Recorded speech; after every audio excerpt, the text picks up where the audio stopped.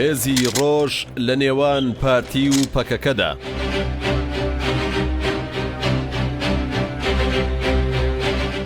پێدەچێت ئەو هێزەی کە ناوی ڕۆژە و لە کوردانی باکوور و ڕۆژاوای کوردستان و ژمارەیەکی کەمیش لە کوردانی باشووری کوردستان پێکاتوە و لەلایەن پارتی دیموکراتی کوردستانەوە پێکێنراوە سەرەتایەکی نوێ بێت بۆ قوڵبوونەوەی قەیران و کێشە سیاسیەکانی نێوان پارتی و پەکەکە لە ڕۆژاوای کوردستان. هێزی ڕۆژ ساڵی 2011 لەگەڵ دەستپێکردنی شۆڕشی ڕۆژاوای کوردستان لەلایەن ئەنجومەنی نیشتیمانی کوردی سووریا ئەنەکەسە و پارتی دیموکراتی کوردستان لە هەرێمی کوردستان دروستکرا.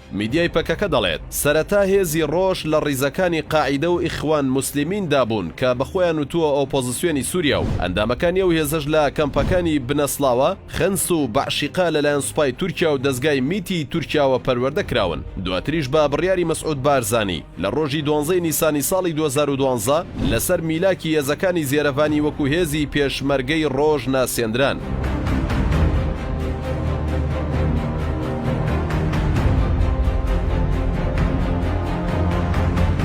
سەرەتا ناوی پێشمەرگەکانی ڕۆژاوە و دواتریش ناوی پێشمەرگەی ڕۆژیان لێنرا و ژمارەشیان نزیکەی 8,000 چەکدارە، بەڵام بەم دوایانە هاوڵاتیانی هەرێم و باکووری کوردستانیش خراونەتە ڕیزی ئەو هێزەوە. بە بۆچوونی چاودێرانی سیاسی پێدەچێت ئەم هێزە ناکۆکیەکانی نێوان پارتی و پەکەکە بباتە قۆناغێکی سەختەوە و ئاڵۆزیەکانیش ڕوو لە هەڵکشان بکەن، چونکە پەکەکە و هێزەکانی نزیک لێی لە ڕۆژاوای کوردستان بە کرێگرتە ناویان دەبەن و ڕەتی دەکەنەوە ڕێگەیان پێ بدەن بگەڕێنەوە ڕۆژاوای کوردستان و هیچ ڕۆڵ و پێگەیەکیان لەو بەشەی کوردستان هەبێت. لە بەرامبەر هەموو تۆمەتانەی سەرکردەکانی ڕۆژاوا و پارتی کرێکارانی کوردستان پەکەکە پارتی تەنها لە چوارچێوەی حیزبدا نەماوەتەوە بۆ بەرگریکردن لە هێزی ڕۆژ، بەڵکو لە سەرۆکایەتی هەرێمەوە ڕۆژی سیانزەی ئەم مانگە وەڵامی لێدوانەکەی ئالدار خەلیل درایەوە. وتەبێژێک بە ناوی سەرۆکایەتی هەرێمی کوردستانەوە وتی ئالدار خەلیل باش دەزانێت و ئاگادارە کە قارەمانانی پێشمەرگەی ڕۆژ لە سەرەتای دروستبوونیانەوە تا ئەمڕۆ لە سەنگەری پێشەوەی پاراستنی خاکی کوردستاندا بوون،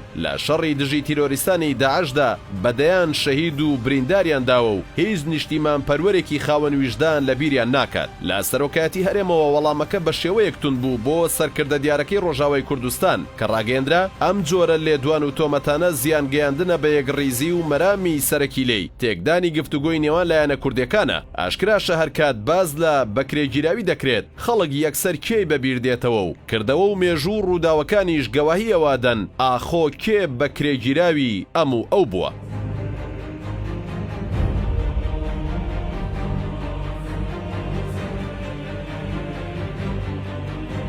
وەڵامەکەی سەرۆکایەتی هەرێم لە کاتێکدایە وەزارەتی پێشمەرگەی حکوومەتی هەرێمی کوردستان بە ئاشکرا بێبەریبوونی خۆی لە هێزی ڕۆژ ڕاگەیاندووە و ڕەتی کردوتەوە ئەو هێزە سەر بە وەزارەتە بن. ئەمە ژاوکاتە لەگەڵەوەی فەرماندەی گشتی ئەو هێزە پێشتر بۆ میدیاکانی پارتی ڕاگەیاندووە موچیان لەسەر زێرەڤانی وەزارەتی پێشمەرگەیە، بەڵام وەزارەتی پێشمەرگە ڕەتی دەکاتەوە ئەو هێزە سەر بە ئەوان بێت و موچەیان بۆ دابین بکەن. لەو ڕۆژەوە میران بەکر سکرتێری ڕۆژنامەوانی وەزیری پێشمەرگە وتوێتی هێزی ڕۆژ هیچ پەیوەندیەکیان بە وەزارەتی پێشمەرگەوە نییە. بە گوێرەی ئەو زانیاریە میدیایانەشی کە لە بەردەستدان خەرجی هەر مانگێکی هێزەکانی ڕۆژ نزیکەی 15 ملیار دینارە و حکوومەتی هەرێم دابینی دەکات هەروەها موچەی هەرێکێکیشیان لە نێوان 500 دلار تا 2000 دلاردایە. لەسەر ئەو پرسە ئەبوبەکر هەڵەدنی ئەندامی لیژنەی پێشمەرگە لە پەرلەمانی کوردستان باز لەوە دەکات تا ئێستا وەزارەت وەڵامی نەداوینەتەوە دەربارەی پێکاتە و خەرجیەکانی هێزی ڕۆژ، چونکە ئەو هێزە بەدەرە لە یاسا و دامەزراوەکانی حکوومەت و لەلایەن حیزبێکەوە هاوکاری دەکرێن و پەرچەک دەکرێن. چاودێران پێیان وایە کە هێزی ڕۆژ دەبێتە خۆرەی ئاشتی نێو هێزە کوردیەکان و ململانیەکان لەسەر شوناسی ئەو هێزە